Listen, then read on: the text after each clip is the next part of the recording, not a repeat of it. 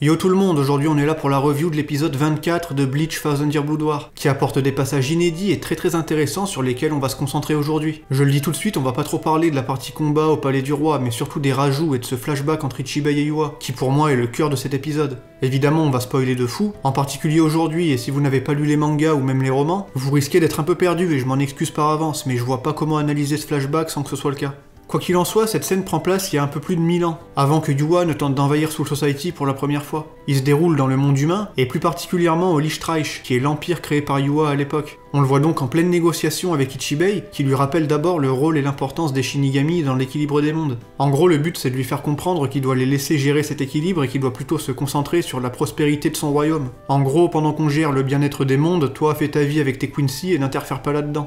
Mais Yua n'est pas trop d'accord avec ça, car il sait qu'avant, les mondes ne faisaient qu'un et le cycle entre la vie et la mort n'existait pas. Si vous voulez, le monde était au point mort, mais d'après lui, les gens étaient en paix, sans connaître la peur de mourir. Et c'est ce monde-là qu'il voudrait voir revenir. Selon lui, en séparant la vie et la mort, le roi des esprits a instillé la peur de mourir chez tous les êtres vivants, et les a condamnés à ne jamais pouvoir être en paix. Ce qui est un point de vue entendable, mais bon. Ramener le monde à son état antérieur n'est pas une bonne idée, étant donné qu'un monde en perpétuelle stagnation est forcément voué à la destruction et ne pourra jamais évoluer. Voilà pourquoi le roi des esprits et Ichibei s'emploient à protéger cet équilibre fragile que les Quincy menacent, et cette réunion avait pour but de les empêcher de nuire là-dessus. C'est aussi pour ça que des centaines d'années plus tard, les instances de Soul Society prendront finalement la décision d'éliminer tous les Quincy. Mais ça, c'est pas le sujet du jour. Enfin bref, Yua est donc pas trop d'accord avec la proposition d'Ichibei, et en réalisant l'état et la condition du roi des esprits, il le trouve pitoyable. En effet, le moine qui voit tout va lui montrer les circonstances de la création des trois mondes, ainsi que l'état actuel du roi. Et en tant que son descendant, Yua juge comme aberrant le fait qu'il ne soit plus qu'une sorte d'idole mutilée scellée dans un cristal.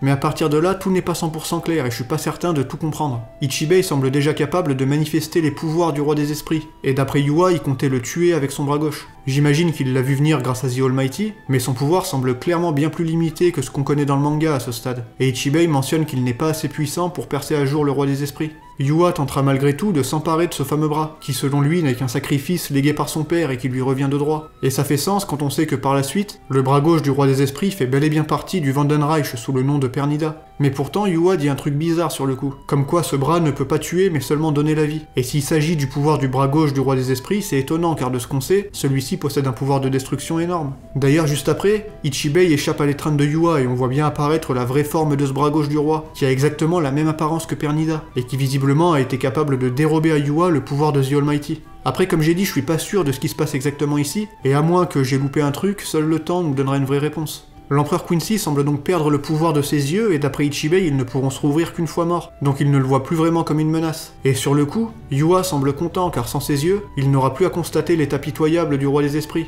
Mais ça n'empêche pas de se mettre en tête de faire disparaître cet équilibre en se débarrassant du roi, et ça semble être à partir de là que naît vraiment son ambition. C'est très certainement après cette rencontre avec Ichibei qu'il se mettra à recruter encore plus de Quincy pour fonder une armée capable d'envahir Soul Society, ce qui le mènera à la guerre d'il y a 1000 ans dans laquelle il a lamentablement échoué. Mais avec ce flashback, j'ai bien l'impression qu'on commence à y voir plus clair sur certains trucs, et ce premier assaut il y a 1000 ans n'avait peut-être pas pour but de gagner directement, mais plutôt de créer des conditions qui permettraient aux Quincy de mener leur mission à bien dans le futur, et de rendre à Yua son pouvoir perdu. Ça pourrait expliquer pas mal de trucs en vrai, car Ichibei dit que c'est dans la mort que les yeux de Yua s'ouvriront à nouveau. C'est donc peut-être lié à l'histoire du Kaiser Gesang, comme quoi le roi Quincy regagnera son pouvoir au bout de tant d'années, blablabla, vous connaissez. Genre quand ils ont voulu le buter, peut-être qu'il s'est passé une dinguerie bizarre en lien avec The Almighty, et qui aurait permis à Yua et ses troupes d'échapper aux 13 sanguinaires. Enfin bon, on verra bien ce qu'il en est, mais en tout cas c'est exactement ce genre de truc que j'attends dans l'anime. Des rajouts comme ça permettent de donner plus de poids aux motivations des personnages, en plus de combler certains trous du scénario, et j'ai aucun doute sur le fait qu'on en verra encore beaucoup là-dessus au fil des épisodes. Et il reste un truc que j'ai pas mentionné par rapport à la vision de Yua, c'est ces images où on voit Ichibei qui semble tenir dans ses bras le corps mutilé du roi des esprits. Et ça en vrai c'est peut-être un truc de fou donc je voulais le garder à part, puisque cette info peut potentiellement changer pas mal de choses. Comme vous le savez, dans le manga, l'histoire du roi des esprits n'est quasiment jamais mise en avant, et ceux qui la connaissent ont dû lire les romans pour ça. Là-bas on nous dit que les ancêtres des 5 familles nobles ont scellé le roi des esprits pour créer le monde tel qu'on le connaît aujourd'hui, et ce n'est qu'après que celui-ci s'est vu amputé de ses membres par un des 5 fondateurs. Sauf que là, on voit le roi déjà mutilé, qui n'est pas scellé et qui gît dans les bras d'Ichibei, donc c'est un peu différent.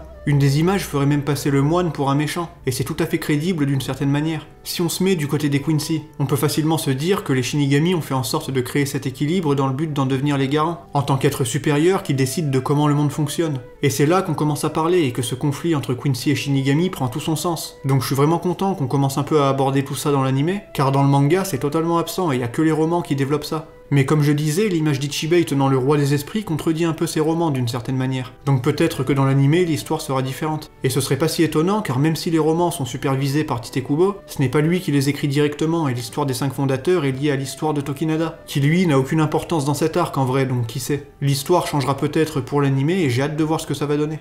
Ensuite, c'est pas le seul rajout que cet épisode avait à nous proposer, et je trouve ça très bien que Yoruichi donne des explications basiques sur le roi des esprits à Ichigo et sa team. Parce que oui, même ces infos de base ne sont pas données clairement dans le manga, et du coup c'est encore un bon point pour l'anime de ce côté-là. Après bon, tout ce qui est bagarre, j'ai pas grand chose à dire, c'était plutôt cool mais il manquait pas mal de dialogue et du coup ça allait très vite. Bon, ils ont supprimé l'humiliation de Kirinji et ça c'est une bonne idée, mais bon, les dialogues coupés en masse ça me dérange un peu, et je trouve qu'on prend pas assez le temps de mettre en valeur les différents personnages mis en scène. Par contre, il y avait bien l'exécution de Shutara et ça fait plaisir. D'ailleurs, je trouve ce perso bien trop stylé et sa seiyuu est vraiment parfaite, y a rien à dire. Pareil pour les membres de l'escadron royal. C'est vraiment un régal de les voir enfin se dévoiler, même si encore une fois, le manque de temps les a obligés à speedrun un peu tout ça. Et c'est la même chose pour l'apparition d'Oetsu. Je m'attendais à un peu plus de mise en scène, mais c'est pas vraiment le cas. Et j'avais un peu l'impression de voir le manga retranscrit à l'écran sans rien de notable en plus. Ça, c'est un peu dommage. Et pour revenir sur les changements, il y en a un nouveau à la fin, puisque le combat semble prendre une tournure un peu différente. Dans le manga, Yua attend que ses 4 gardes soient battus pour lancer l'Osval et les régénérer. Ce n'est qu'après leur victoire qu'ils quittent la cage pour aller affronter Ichibei, alors que dans l'anime, il se barre en avance et s'oppose à lui alors que le combat dans la cage n'est pas fini. Du coup, peut-être qu'on en verra un peu plus pour les membres de la division 0, mais je m'attends pas à grand chose là-dessus, je vais pas vous mentir. C'est surtout le combat entre les deux boss qui me hype, et je préfère ne pas m'attendre à grand chose par rapport au reste, même si je suis quand même impatient de voir comment ils vont traiter la défaite d'Oetsu et compagnie.